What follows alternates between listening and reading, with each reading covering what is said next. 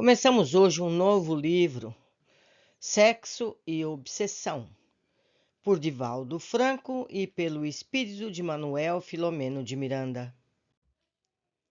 Sexo e Obsessão, prefácio de Manuel Filomeno de Miranda. O Livro dos Espíritos, questões 200. Tem sexo os espíritos?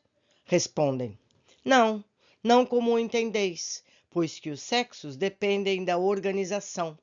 Há entre eles amor e simpatia, mas baseados na concordância dos sentimentos. Outra pergunta: em nova existência, pode o espírito que animou o corpo de um homem animar o de uma mulher e vice-versa? Resposta: de certo, são os mesmos os espíritos que animaram os homens e as mulheres. Outra pergunta: quando errante, ou seja, durante o tempo que estão nos planos espirituais, que prefere o espírito, encarnar como corpo de homem ou como corpo de uma mulher? Resposta: isso pouco lhe importa. O que o guia na escolha são as provas por que haja de passar. Os espíritos encarnam como homens ou como mulheres, porque não têm sexo, visto que lhes cumpre progredir em tudo. Cada sexo, como cada posição social, lhes proporciona provações, deveres especiais e, com isso, ensejo de ganharem experiência. Aquele que só como homem encarnasse, só saberia o que sabem os homens. O sexo é departamento orgânico programado pela vida para a reprodução da espécie. Assexuado, o espírito renasce, numa como noutra polaridade, a fim de adquirir experiências e compreensão de deveres que são pertinentes a ambos os sexos. A intrepidez masculina, a docilidade feminina são capítulos que dão ao espírito equilíbrio e harmonia. Dessa forma, em uma reencarnação, pode o espírito tomar um corpo masculino e noutra um feminino, ou realizar um vasto programa de renascimento em um sexo para depois começar os processos experimentais em outro, sem qualquer prejuízo emocional para a sua estrutura íntima. Fadado ao progresso, que é ilimitado, o espírito deve vivenciar cada reencarnação, enobrecendo as funções de que se constitui o seu corpo, de modo a desenvolver os valores que lhe dormem em latência. Graças à conduta moral em cada polaridade, mais fácil se lhe torna, quando edificante, escolher o próximo cometimento. No entanto, quando se permite corromper ou desviar-se do rumo das suas funções, gera perturbações emocionais e psíquicas que lhe impõem duros progressos de recuperação, de que não se pode furtar com facilidade. A correta aplicação das forças genésicas propicia ao espírito alegria de viver, entusiasmo no desempenho das tarefas que lhe dizem respeito, constituindo-se emulação para o progresso e a felicidade. Nada obstante, o sexo é um dos capítulos mais complexos de algumas ciências psíquicas, tais a psicologia, a psicanálise, a psiquiatria, em razão das disfunções e dos desconcertos que ocorrem em muitas vidas como resultado das experiências atormentadas, próximas ou remotas, que lhe geraram desequilíbrios e inarmonias, hoje refletidos em seu comportamento. Valiosos capítulos da medicina são dedicados às psicopatologias sexuais, de que se apresentam como aberrações morfológicas, psicológicas, levando o indivíduo a estados graves de conduta e de vida. Eminentes estudiosos da sexologia vêm procurando desmistificar as funções sexuais, que a ignorância medieval vestiu de fantasias e pecados, gerando perturbações emocionais muito graves nas criaturas humanas. Como decorrência da nobre proposta, a liberação sexual, exagerando as suas licenças morais, vem trazendo transtornos graves e desarmonias profundas em muitos indivíduos que vivem conflitivamente em razão das dificuldades para se adaptarem às exigências comportamentais do momento. É natural que, num momento de transição de valores, campeiem o absurdo e o fantasioso, tentando adquirir cidadania moral ao tempo em que empurram os cidadãos para a direção do fosso da promiscuidade e do desespero, da fuga pelo tabaco, pelo álcool, das drogas aditivas, pela alucinação e pelo suicídio. Torna-se indispensável, com imediata, uma nova ética moral, a fim de que os valores nobres, granjeados pela sociedade no curso dos milênios, não se percam no chafurdar das paixões e no desprestígio das instituições, como o matrimônio, a família, a castidade, a saúde comportamental e o grupo social. O matrimônio e a monogamia são conquistas valiosas, logradas pelo ser humano após torpes experiências de convivência doentia através dos tempos. Tenta reduzi-los a lembranças do passado. É uma aventura macabra, cujas consequências são imprevisíveis para a própria sociedade. Vive-se na Terra a hora do sexo. O sexo vive na cabeça das pessoas, parecendo haver saído da organização genésica onde se cedia. Naturalmente, o pensamento é força atuante e desencadeadora da função sexual. Reduzir o indivíduo apenas a imposições reais ou estimuladas do sexo em desalinho, conforme vem acontecendo, é transformá-lo em escravo de uma função pervertida pela mente e atormentada pelas fantasias mórbidas. O ser humano não são os seus valores éticos, suas aspirações, seus sonhos, suas lutas, suas grandezas e também aprendizagens dolorosas. Graças a todos esses fenômenos do cotidiano, ele cresce e se aprimora, saindo dos limites em que se encarcera para os incomparáveis voos da amplidão. Sitiá-lo no gozo sexual é asfixiá-lo nos vapores da libido perturbada. Constitui agressão injustificável às suas conquistas emocionais, psíquicas e intelectuais, que lhe dão sabedoria para discernir e para realizar. Progredindo sempre, o espírito jamais retrograda no seu processo reencarnatório. Nada obstante, em razão da conduta irregular, pode estacionar, aguardando reparação dos erros graves cometidos, quando já não mais se deveria permiti-los. Nesse desenvolvimento intelecto-moral, vincula-se àqueles a quem ama, ou a quem se distanciou pelo crime e pela iniquidade, experimentando o apoio dos afetos e a perseguição dos inimigos, que não o perdoam pelas ofensas de que foram vítimas. É nesse campo de lutas que surgem as lamentáveis e dolorosas obsessões de graves consequências.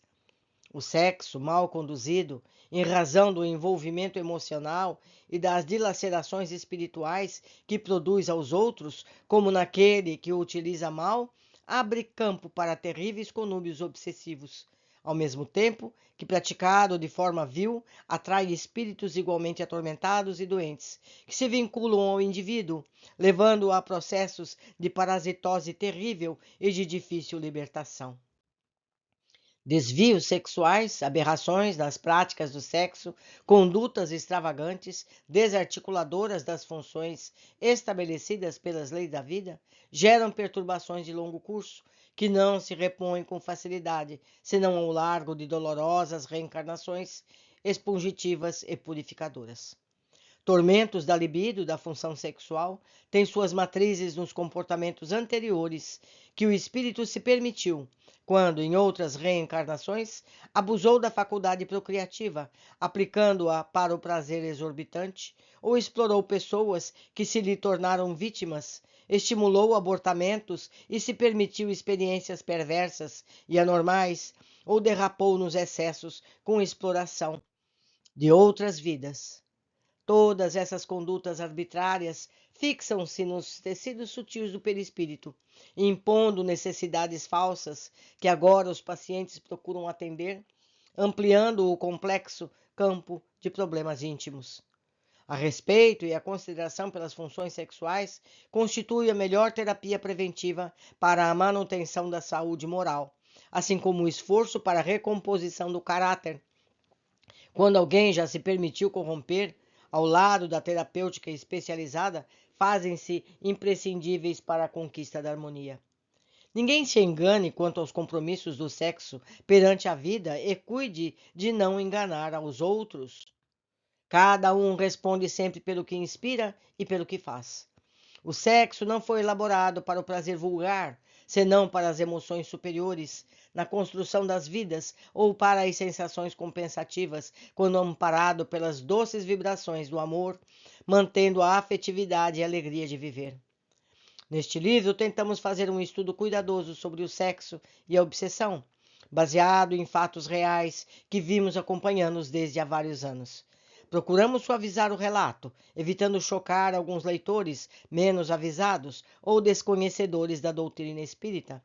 Porém, evitamos disfarçar a realidade dos acontecimentos, tirando-lhes a legitimidade, de forma a que nossa mensagem possa alcançar as mentes e os corações, desenovelando-os de diversos conflitos, despertando-os para algumas ocorrências de parasitoses obsessivas e em que talvez se encontrem envolvidos. O padre Mauro ainda se encontra na Terra, isso em 2002, havendo recebido os espíritos que se reencarnaram para resgates imperiosos, inadiáveis, conforme comprometera-se em nossa esfera de ação espiritual. O seu lar de crianças deficientes hoje hospeda inúmeras antigas vítimas suas, que lhe recebem carinho e afeto, recuperando-se das alucinações que se permitiram, ele mesmo estando em processo de refazimento espiritual, avançando, porém, para os anos da velhice, com paz no coração, com a consciência tranquilizada em razão do bem que vem executando. A cidade perversa vem lentamente sendo esvaziada pelo amor de Deus, já que os seus habitantes, em número bastante expressivo, encontram-se reencarnados desde algumas dezenas de anos, dando curso às aberrações e hediondezes que se permitiam quando lá estavam. A denominada mudança de comportamento dos anos 60, com a liberação sexual, tem muito a ver com a inspiração chegada desses espíritos que estão retornando à Terra, a fim de desfrutarem da oportunidade de renovação antes da grande depuração que experimentará o planeta, transferindo-se de mundo de provas e expiações para mundo de regeneração. A chance que desfrutam é-lhes valiosa, portanto, não sendo aproveitada conforme deverá, caçar-se-lhe-á outros ensejos que somente serão recuperados em outras penosas situações, em orbes inferiores. Este é, pois, o grande momento para todos nós, que aspiramos por uma vida melhor e mais ditosa. Refletir e agir de maneira correta em relação às funções sexuais é dever de todo ser que pensa e que compreende a finalidade da existência humana. Nesta hora de conturbação moral, de violência, de agressividade, de aberrações sexuais, de descontrole geral, de sofrimentos de todo porte, cumpre-nos a todos somar esforços em favor dos princípios da dignidade humana e da honradez, do equilíbrio do comportamento, da educação das gerações novas, único meio de oferecer ao futuro uma sociedade menos conturbada e deslindada dos terríveis cipoais da obsessão. A educação moral cabe à tarefa de construir um novo homem e uma nova mulher, que formarão uma nova e saudável sociedade do futuro. Como doutrina de educação, o Espiritismo oferece os melhores recursos e métodos para esse cometimento, colocando à disposição de todo e qualquer investigador o seu patrimônio de informações, o seu excelente laboratório mediúnico, para que ali encontrem o conforto e a coragem necessários para o enfrentamento que se apresenta em todos os instantes, no qual, por enquanto, tem predominado o vulgar e o perverso, embora os nobilíssimos exemplos de dignificação, nobreza, de incontáveis cidadãos dedicados ao bem e ao dever. Reconheço que alguns companheiros da lide espírita e outros vinculados a diferentes crenças religiosas de diversas filosofias de comportamento dirão que o nosso livro é de fantasia e destituído de qualquer sentido literário ou cultural. Não entraremos no mérito da opinião, que todos têm o direito de sentir e mesmo de expressar. Cada qual fala daquilo que está cheio o seu coração e iluminado o seu sentimento. Havendo fruído a oportunidade das experiências que aqui relatamos em síntese, sentimos-nos felicitados pelo imenso prazer de haver concluído esse trabalho e poder ofertá-lo aos que são simples e puros de coração, que anelam e trabalham por um mundo melhor, por uma sociedade muito feliz, vivendo desde hoje os dias venturosos do futuro, porque entregues aos ideais de planificação sobre a égide de Jesus Cristo, o modelo e guia da humanidade. Salvador, 24 de junho de 2002, Manuel Filomeno de Miranda. Ou seja, este livro já tem 22 anos. Muita coisa cresceu, mudou, se transformou, se publicou desde lá. Veremos o que temos que aprender com esta obra de pesquisa do nosso amigo Filomeno de Miranda. Por agora ficamos por aqui, aguardo todos na sequência deste nosso estudo. Abraços!